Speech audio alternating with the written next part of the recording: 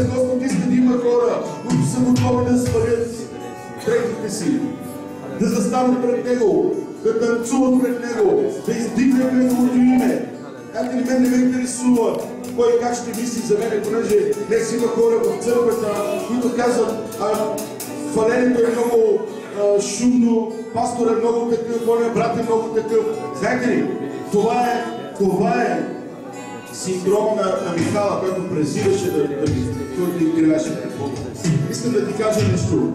Ти и твоя Бог, твоето отношение и отношението на Бог към тебе. Господ казва, приближавай се при мене и аз ще се приближа към тебе. Кой е по-голям? Господ или твоя проблем? Кой е по-голям? Днес къде е прилепнало сърцето ти? Къде е прилепнало твоето сърце? Към проблема ти или към Исус? Господ казва, търси първо моето царство и всичко останало ще ти бъде прибавено. Знаете ли, моят проблем е по-голям от вашия проблем. Вярвате ли? Някой ще каже, не е вярно, моят проблем е по-голям. Я да видим, на кой проблем е по-голям днес? Кой има по-голяма нужда? Знаете ли, всеки носи своя кръст.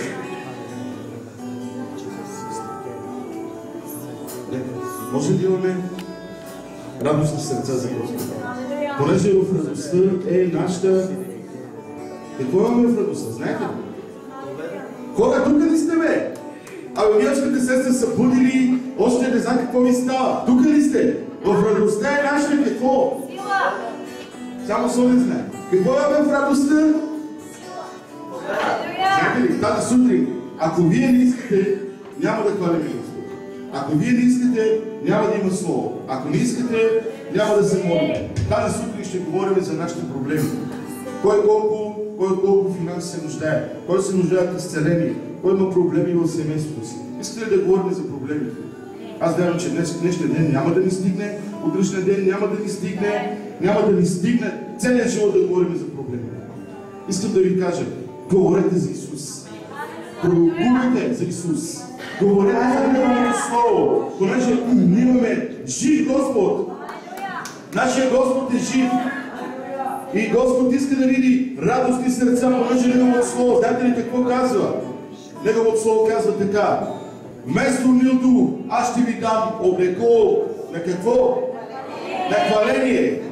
И ще бъдете като дървета, посадени в градината на Господа. Знаете ли, Господ иска да бъдеш облечен с облекло на хваление. Искам да ви кажа, ако вие не хвалите Господа, това хваление няма да свири. Ще спре. Ако вие не хвалите Господа, понеже ние сме тук да издигнем Неговото име, но ние сме тук да послужим на всеки един от вас. Така че искам всеки един от вас да участва. Искам всеки един от вас да се радва. Някой казва, аз не мога да се радвам. Противи се на дявола, за да пияне от тебе. Понеже дявол не иска да се радваш. Но в радостта, и вие не знаете, аз ще ви кажа, в радостта е нашата сила. В радостта. Искаш ли да бъдеш по-силен в Господа? Започни да се радваш.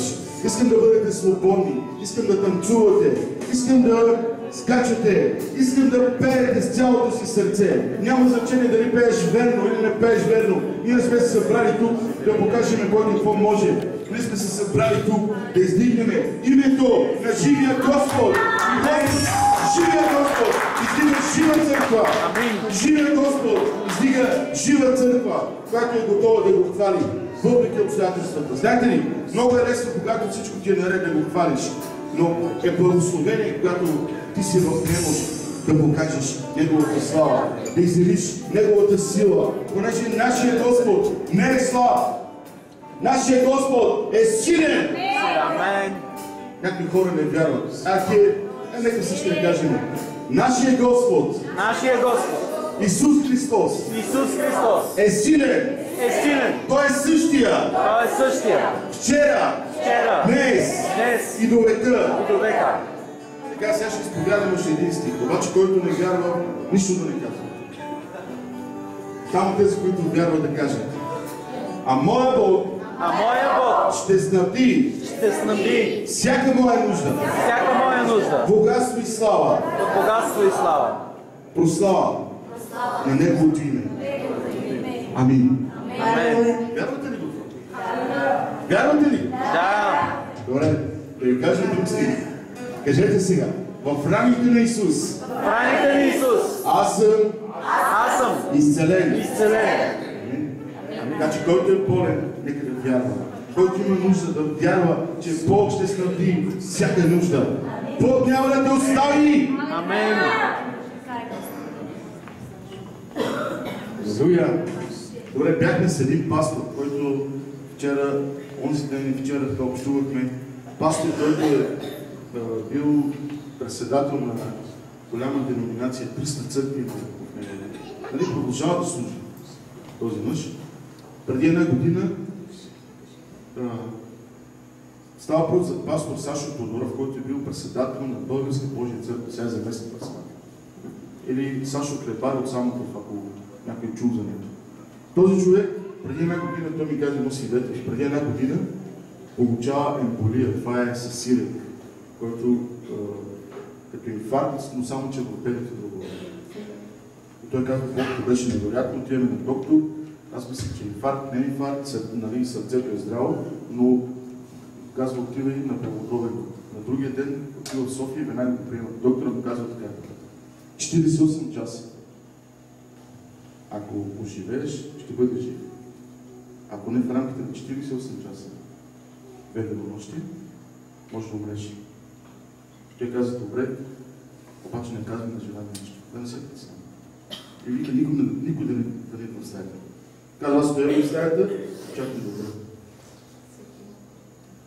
Чакам да умра. И казва, не искам тихо да дойде. Просто стоим пред Господ, иска да се моля, иска да чета Словото. Не мога. Обаче в един момент се обърнах, пожар към стената, пожар да плача, да се покаявам пред Господа. И казва, Господи, ако искаш, ти ми дай живот. И Господ го изцели, Господ го освободи. Този човек, това стана преди една година. Той е жив без да свидетелства. Така че, това го казвам, защото има хора, които имат по-големи проблеми от твоите. По-големи проблеми от нашите. Всеки носи своя кръст. И така казва Словото, братя, когато сте в изпитание, не забравяйте, че ти изпитания се понасят и от братята ви по целия свят. Днес, знаете ли какво виждам? Виждам отчаяние. Виждам дух. Това е дявол. Нашата църква е весела църква. Вие сте весели хора. Вие сте благословени хора. Вие сте хора, които уповавате на Господа. Ние имаме жив Господ. Имаме ли причина да се радваме? Да. Само Сашо ли има причина? Имате ли причина да се радваме? Защо трябва да се радваме? Вижте, аз не ви говоря нещо, което не е реално. По-реално от Божието царство няма тук на тази земя. Неговото царство е реално. Ти си реален. Ти си благословен да го познаваш. Така че искам да се освободите. Искам да се освободите и днес да хвалиме Господа. Искам да ти кажа, ако днес Господ ти постави условие и ти каже, ако ме хвалиш с цялото си сърце, аз ще ти изцеля. Ще го направиш ли? Да. Ще го направиш ли? Да. Ако днес Господ ти каже, ако ме хвали сега диво, понеже Словото на Господа казва, оние, които го очакат, ще се разиграят като телци свободни. Ако го хвалиш свободни, Господ ти каже, аз ще снабдя твоята нужда. Ще го направиш ли? Да. Добре, защо да не повярваме? Защо да не вярваме в Неговото Слово, ние го изповядваме. Така че, нека искам да имаме едно мощно ръкопляскане 47 това важно. Ръкопляскайте на Господа, всички времена. Дигнете се към Него с глас на тържество. Нека да имаме едно мощно алелуя. О, нека да чуем Петро. Нека да чуем всички, че тук има жива църква, която е готова да издигне Неговото име, която не се срамува от името на Исус Христос. Има ли хора, които са готови да извикат? Музикални инструменти.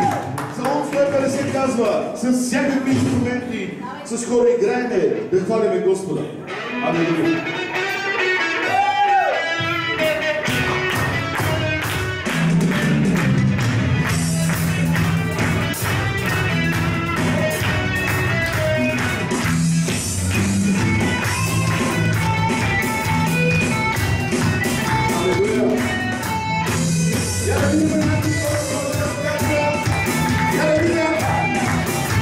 Има ли Дали може да скачате? Я да видя. Вижте, аз съм